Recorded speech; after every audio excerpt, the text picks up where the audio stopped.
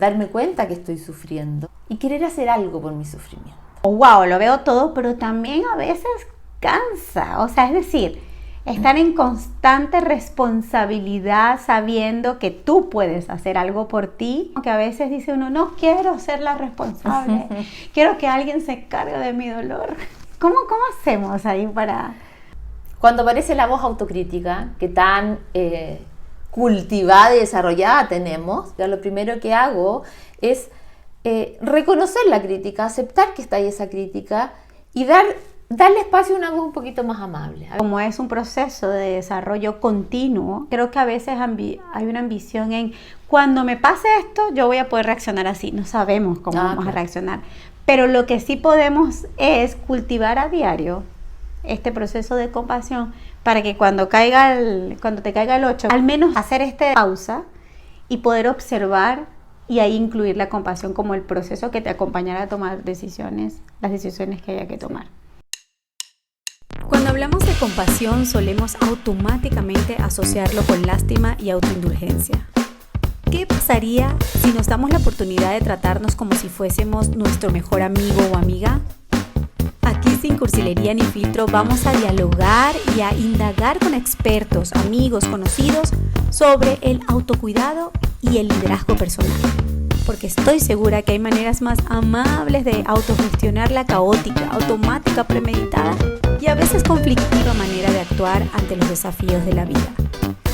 Soy María Guerrero y quiero que me acompañes en esta travesía personal y me ayudes a que se convierta en colectiva para que juntos aprendamos a humanizarnos y a vivir más compasivamente. Bueno, aquí estamos.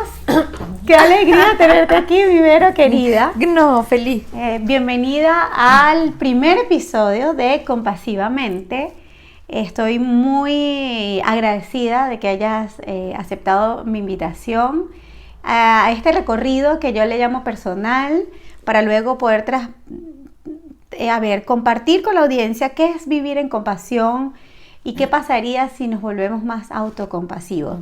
Y yo no creo que hay otra persona más indicada para iniciar este camino de indagación y de curiosidad que tú, que además dedicas tu vida a enseñarnos a ser compasivos. Así que bienvenida a este episodio, Vero. Me halaga lo que estás diciendo, aunque debo decir que, como dices, estoy en un camino. Si bien enseño, porque me he formado en el tema, en lo personal estoy en el camino. Esto hay que cultivarlo día a día. Entonces, no podría decir que soy una experta, soy una practicante.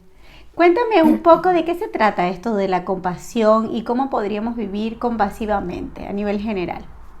A grandes rasgos, la compasión está definida como esta capacidad de sentir, de empatizar con los otros, ¿no?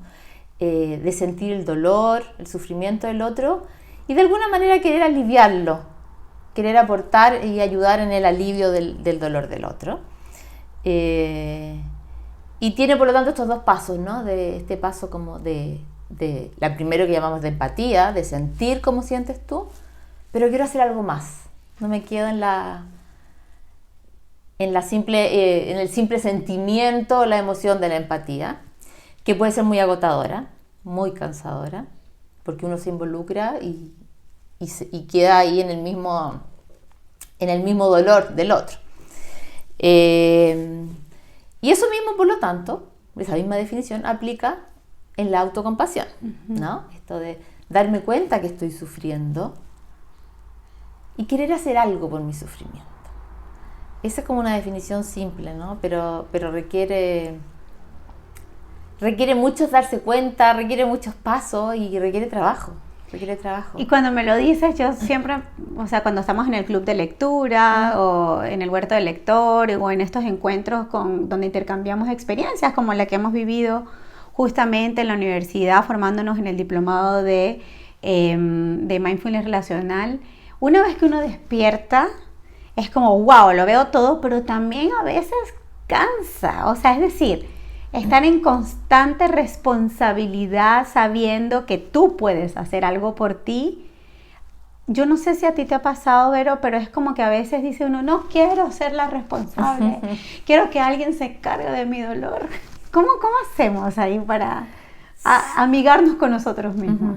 Fíjate que escuchándote nunca había hecho esa reflexión de que a veces el camino de la autocompasión, de la compasión, del mindfulness puede cansar, y claro, sabes que siento que hay de fondo es un poco esta resistencia permanente a que las cosas sean como yo quiero, ¿no?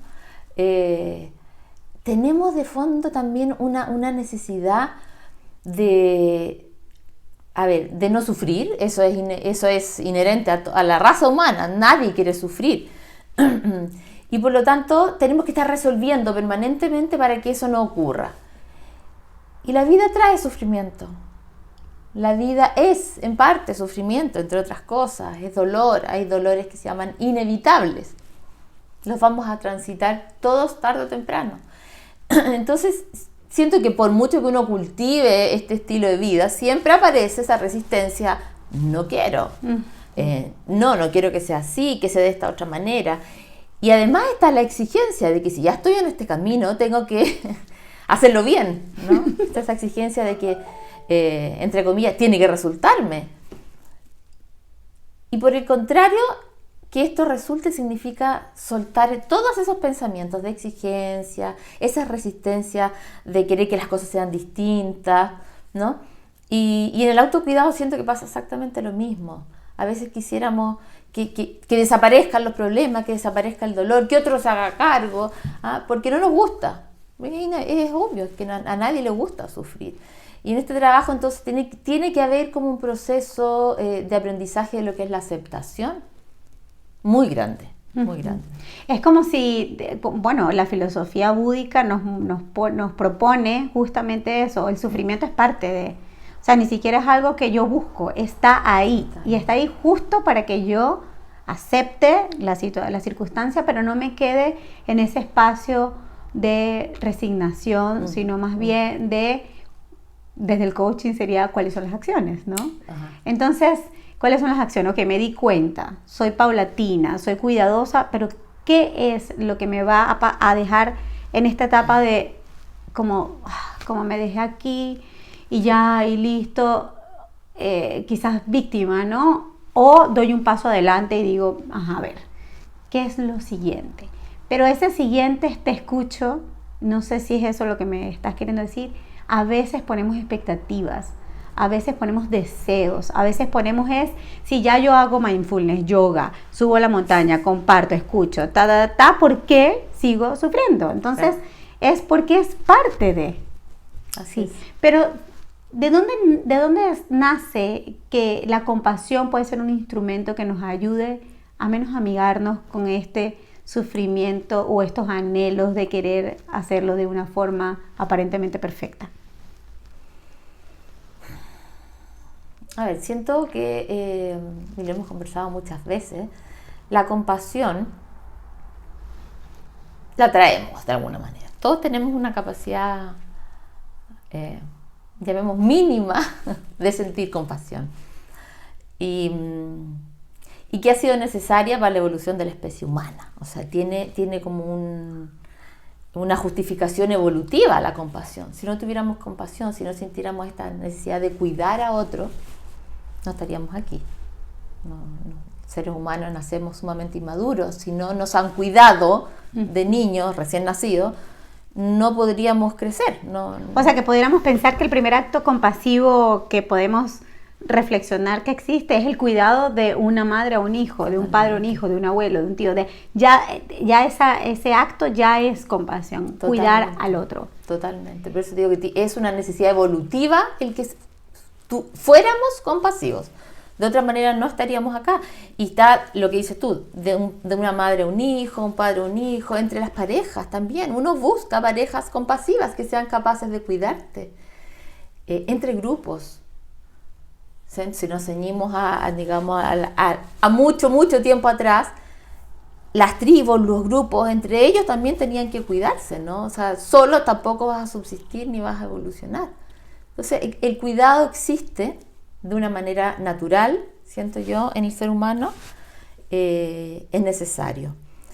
Y dije al inicio una compasión mínima, porque esto siento que está muy desarrollado y nos nace con los nuestros, con los que se parecen a mí, ¿no? Eso que implica mi grupo familiar, mi grupo de amigos, si vamos un poquito más allá, la gente que vive cerca mío, a los que van al mismo colegio de mis hijos.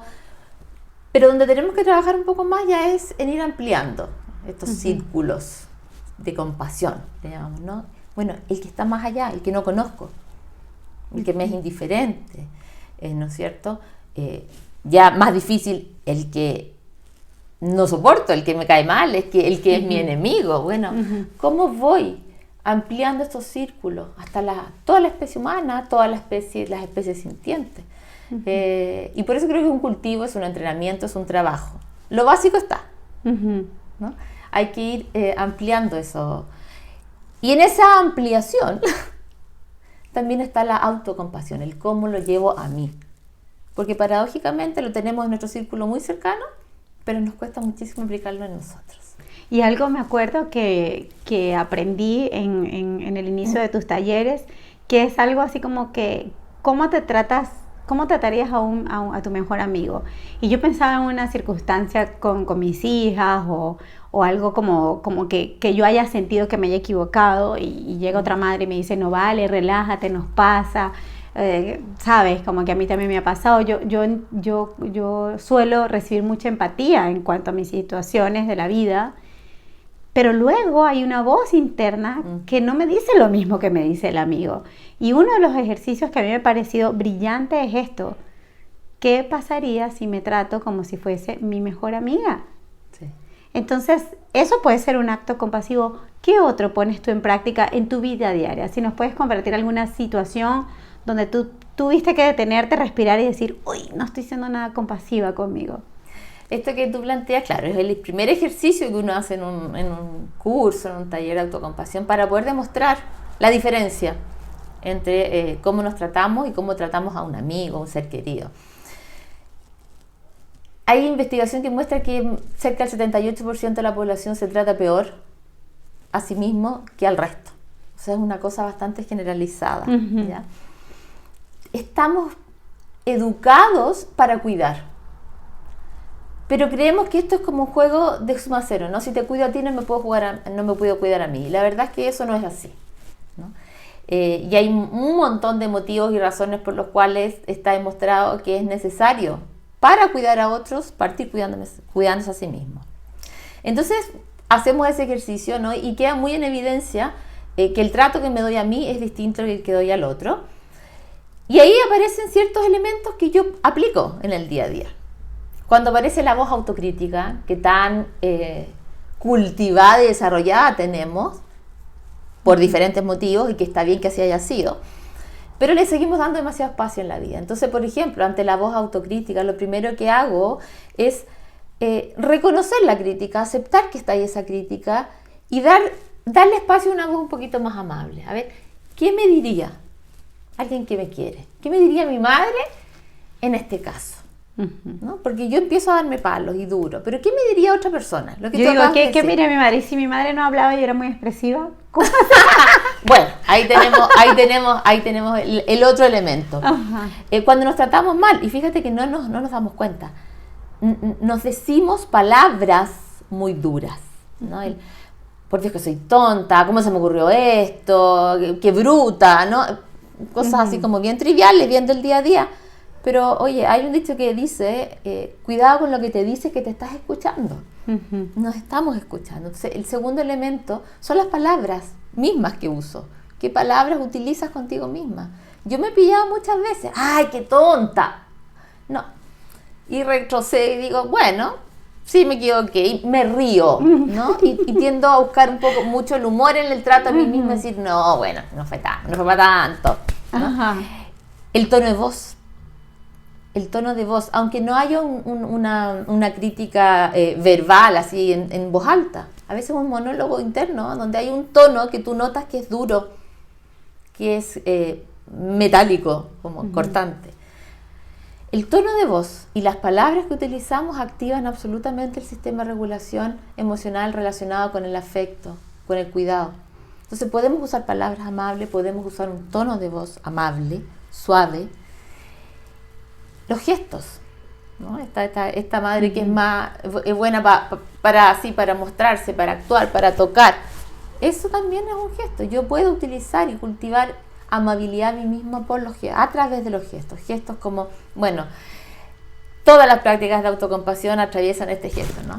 Del corazón. Yo me acuerdo que siempre has dicho la mano en el corazón. Una o ambas manos en el corazón, como que te conectan con lo que estás sintiendo. ¿Por qué tenemos resistencia a tratarnos con cariño?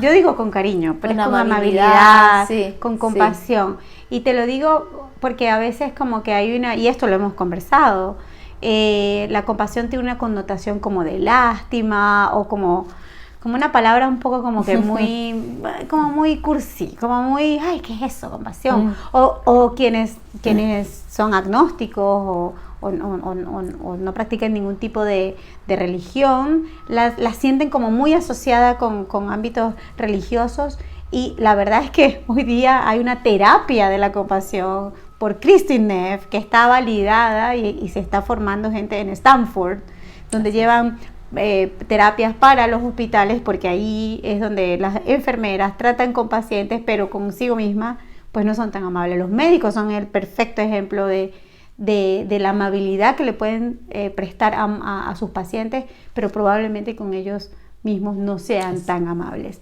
Entonces, volviendo a la pregunta inicial, ¿por qué nos cuesta tanto? Bueno, tú lo acabas de decir. Primero por un tema de definiciones. Inclusive te diría que recién se está como entendiendo un poco más en español. En español la RAE habla mucho de lástima. Uh-huh. ¿Ya?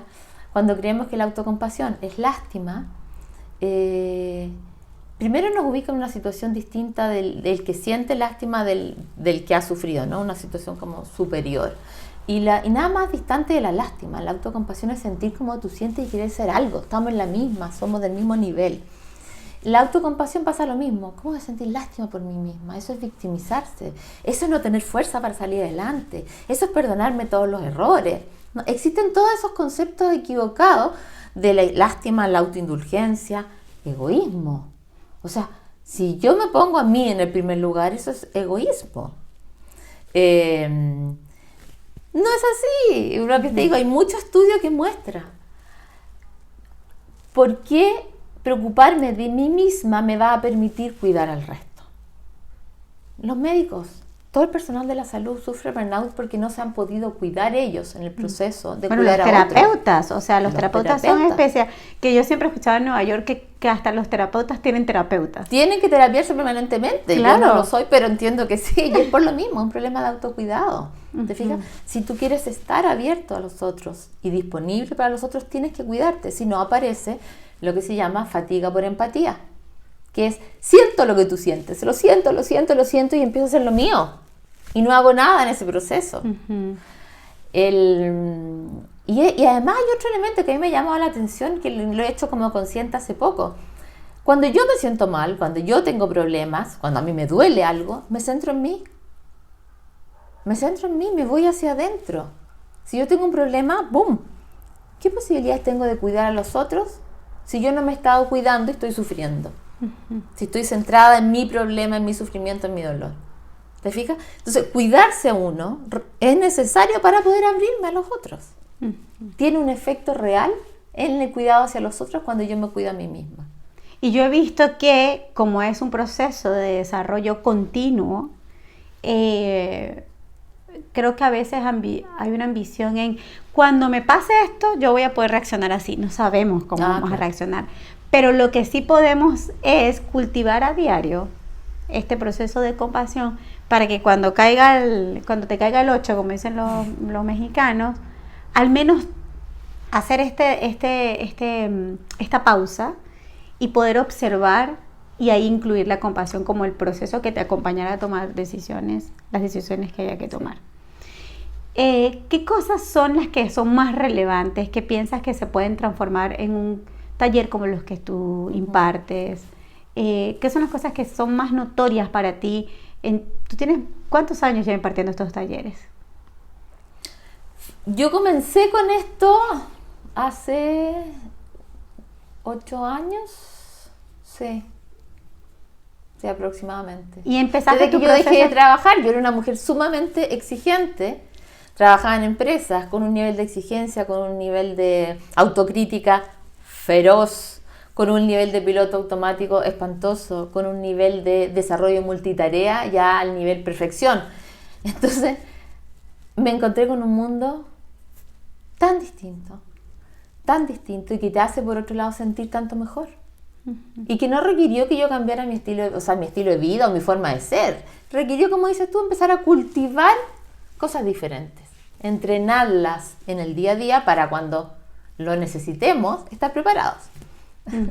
¿Y cómo hiciste ese salto? Decir, porque, a ver, a veces me da miedo, pero esa es una mirada muy personal, que todos tendrían que salirse de sus trabajos para ser más amables, o todos tendrían que dejar de liderar los espacios donde están, o dejar de hacer equipo. Claro. No es eso lo que queremos decir, sino más que nuestras decisiones hayan sido de esta forma, no quiere decir que acompañemos a otras personas que sí están hoy día liderando equipos, haciendo proyectos, sino que más bien mostrarles que hay una forma mucho más amable de ser consigo mismo. Pero en el caso tuyo personal, ¿qué te hizo llevar a decir, ya, basta de acá?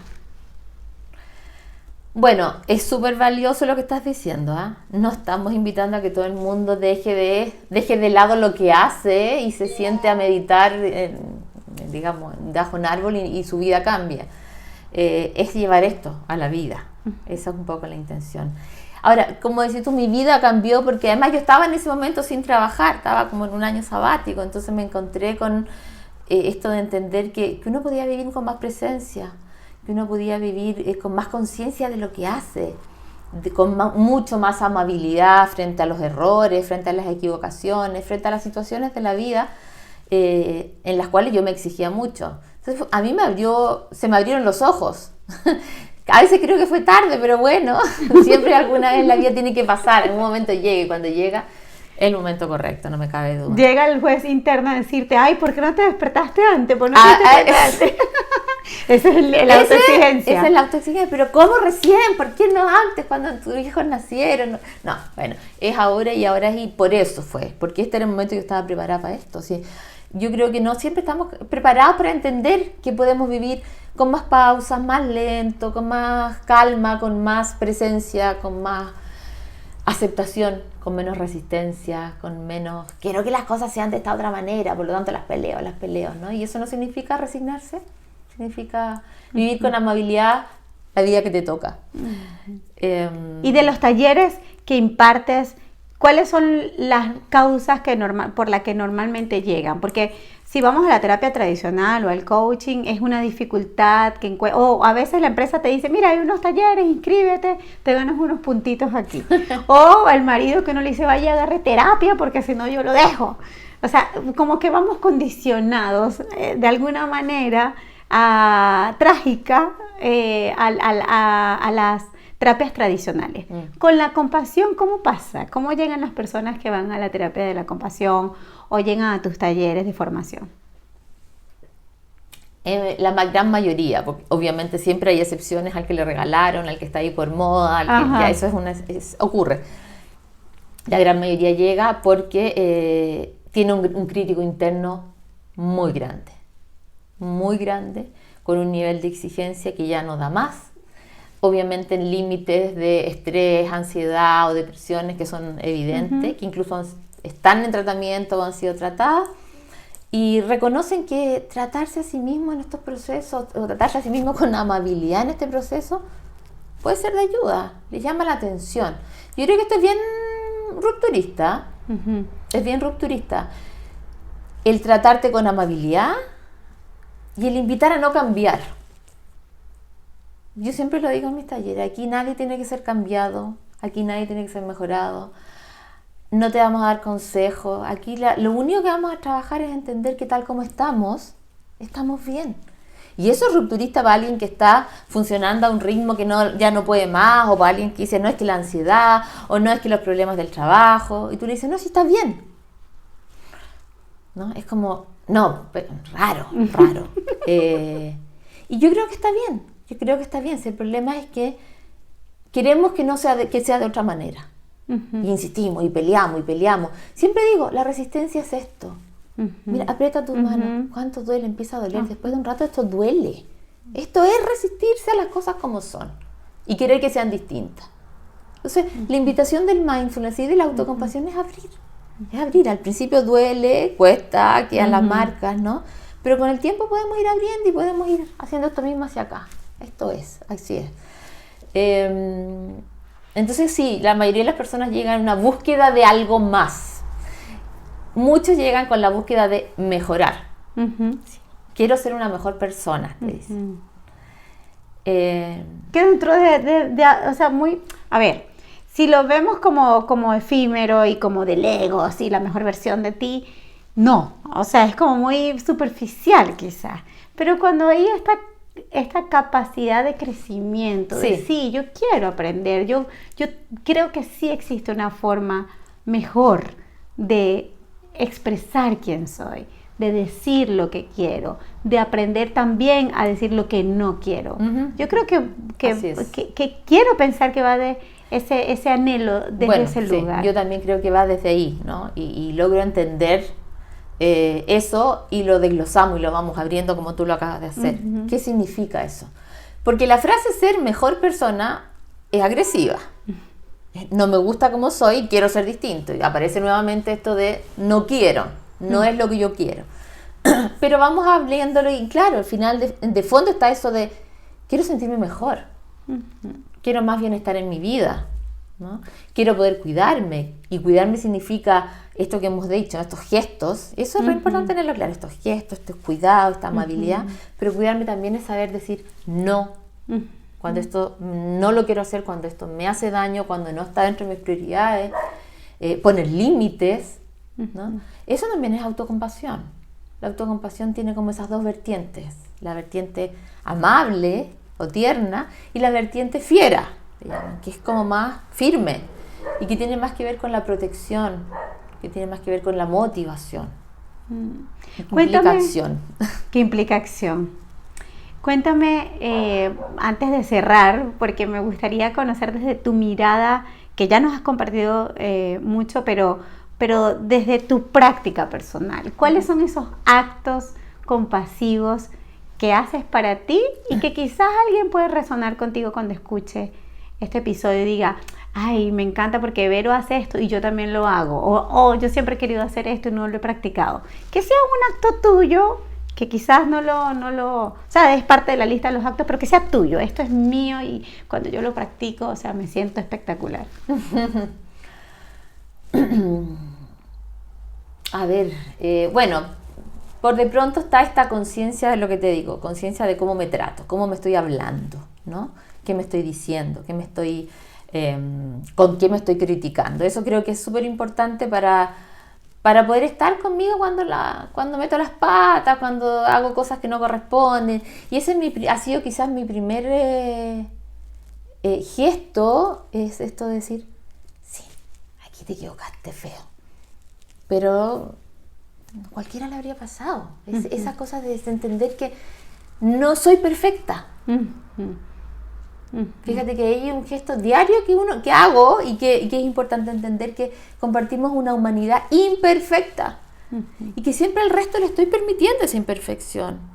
Sí, le digo a mi hijo, no te preocupes, si mañana te va a salir mejor, o a mi pareja, a mi madre, a mi padre. Oye, sabemos que ni uno de ellos es perfecto y se lo acepto. A mí no. Entonces quizás un acto maravilloso que debemos tener es entender que somos imperfectos y en esa imperfección funcionamos, ¿no?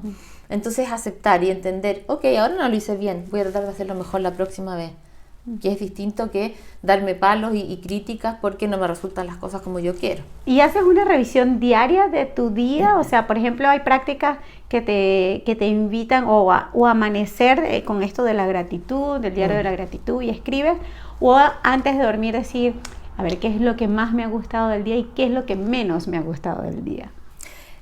Bueno, la práctica de la gratitud. La gratitud para mí es una práctica y yo la implementé, la he intentado de distintas maneras implementar en mi vida. En lo personal tengo un diario Es una libretita de este porte que tengo en mi velador. Lo intenté con una aplicación, lo intenté de distintas maneras. La libretita es lo que mejor me funciona. 3 cosas diarias. 3 cosas ínfimas. No agradezco grandes cosas, agradezco 3 cosas que normalmente paso por alto. ¿Sí? Y las anoto, no más de 3, porque no es un diario de vida, es un diario de gratitud, 3 cosas. A veces me cuesta. A veces tú decís, no hubo nada bueno. Y cuando ya entras en el análisis, empezáis a encontrar 3 cositas buenas, aunque sea el café rico que te tomaste en el día.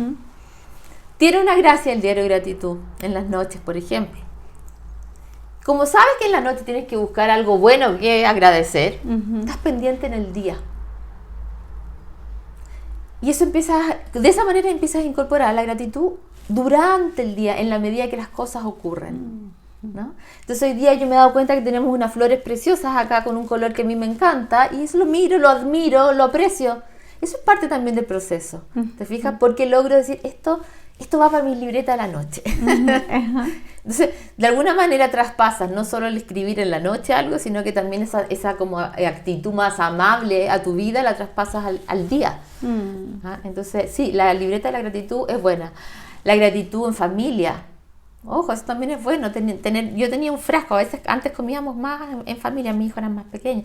Un frasco donde tenía papelitos blancos y lápices. Antes de cenar, todos teníamos que agradecer. Ay, qué bonito. Pero mamá, si agradecimos ayer, me decían. Pues eso fue ayer, hoy día es otra cosa, ¿no? Y ahí que quedaron todos esos papelitos, por supuesto nunca nadie los miró ni nada, sino que quedaron ahí, eran el frasco de la gratitud de la familia. Y metían el papelito como una caja de ahorro. Exacto. Pero ahorramos gratitud. Exactamente. ¡Ay, qué bonito! Exacto. Eso yo lo voy a hacer. Exacto. Tienes que tener los papelitos a mano y los lápices a mano, sí, para que eso ocurra todos los días. Sí, me encanta, lo voy a hacer con mis niñas. Ay, claro que sí, me encanta. Aunque sea, no sé, los domingos, no sé, pero voy a hacer esa actividad, me gusta mucho. Vas incorporando además esta capacidad de darte cuenta en el día de las cosas buenas. Porque a veces agradecemos al fin de año.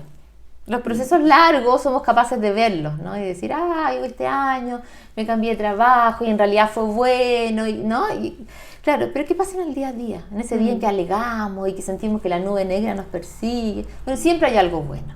Y esa nube negra se disipa gracias a poder ver lo que sí funcionó. Sí, porque de 10 actividades, no sé, 8 funcionaron y 2 no, y uno pone el foco en las 2 que no. Entonces la gratitud te lleva al menos a reconciliarte, no a negar que esas 2 no funcionaron como yo esperaba, pero sí a disipar un poquito lo que yo pueda sentir por esas 2 que no funcionaron de la lista de quehaceres, ¿no? Que no nos definen como un ser, sino son haceres. Sí. Ay, Vero, no sabes lo agradecida que estoy. Yo me voy con gratitud de esta conversación. Además que si a largo plazo estaba soñando con la posibilidad de abrir un espacio para conversar, para indagar sobre la sabiduría de otros, en mi propia curiosidad, tenerte aquí empujándome de forma casi silenciosa. Cuando me dijiste que sí, yo dije, ya, entonces Mari, es momento para empezar a hablar sobre los temas que a mí me llenan el alma, el corazón, que como bien lo dices tú, no me cambian mi personalidad como tal, sino contribuyen a lo que yo quiero ser, que es mucho más expansiva y que no quiero que se quede conmigo. Yo quiero que la gente se entere de otras formas, de otros procesos, donde no nos abandonamos como ser, sino más bien crecemos. Sí. Entonces, gracias por estar aquí en Compasivamente. Gracias por compartir tu sabiduría. Y antes de irnos, cuéntanos si tienes un taller pronto, dónde lo vas a hacer, si son online, cómo te encontramos en las redes sociales. Viste que hoy todo es online. Entonces, y si alguien pudo hacer las cosas online, has sido tú.